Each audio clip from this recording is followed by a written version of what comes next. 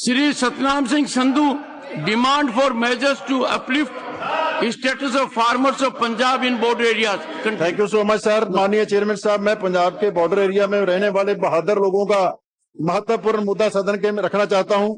पंजाब की 553 किलोमीटर लंबी अंतर्राष्ट्रीय सीमा राज्य के 5 जिलों गुरदासपुर, अमृतसर, तरनताਰਨ, फिरोजपुर और फाजिलका से होकर गुजरती है।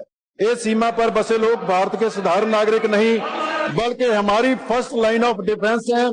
1965 और 1971 की भारत पाक युद्ध में इन लोगों ने हमारे जांबाज सैनिकों का बेमिसाल साथ दिया और भारत की विजय में महत्वपूर्ण भूमिका निभाई। ये लोग हमेशा देश की पहली सुरक्षा दीवार बनकर खड़े हुए। माननीय चेयरमैन साहब, पिछली सरकारों की नीतिगत कमजोरियों के कारण हमारी सीमाएं भी कमजोर रहीं। सीमाओं की कमजोरी के कारण लंबे समय तक पंजाब के बॉर्डर में आतंकवाद, नशा तस्करी और घुसपैठ ने इस क्षेत्र में गहरा नुकसान पहुंचाया।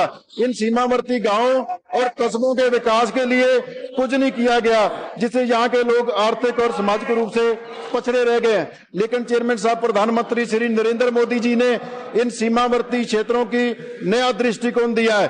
पहले जिन गांव को भारत का आखिरी गांव बोलकर नकारा जाता था, उन्हें प्रधानमंत्री मोदी जी ने भारत का पहला गांव कहकर संबोधित किया। वाइब्रेंट विलेज प्रोग्राम के तहत बॉर्डर क्षेत्र में 3000 गांवों का विकास किया जा रहा है। इसके अलावा 2025 के बजट में बॉर्डर क्षेत्र के विकास के लिए 87% की बढ़ोतरी की गई है। मुझे आशा है कि इससे बॉर्डर पर बसे गांवों का तेजी से विकास होगा। गृह मंत्री श्री अमित शाह जी के नेतृत्व में border fencing, modern surveillance system और हाईटेक एंटी ड्रोन टेक्नोलॉजी की स्थापना से सुरक्षा भी मजबूत हुई है और सीमावर्ती किसानों को राहत भी मिली है।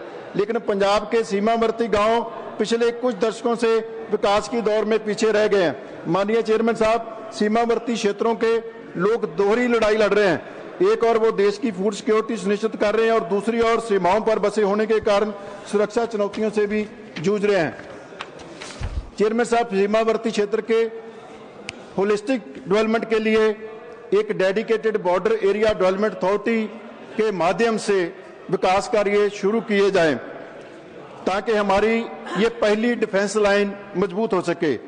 मैं ये भी निवेदन करना चाहूंगा कि इन 5 बॉर्डर के डिस्ट्रिक्ट्स में हर डिस्ट्रिक्ट में एक नीति योग के अटल इंक्यूबेशन सेंटर को खोला जाए, जिससे युवाओं को अपना बिजनेस सेटअप करने और जॉब क्रिएशन में सहायता मिल सके।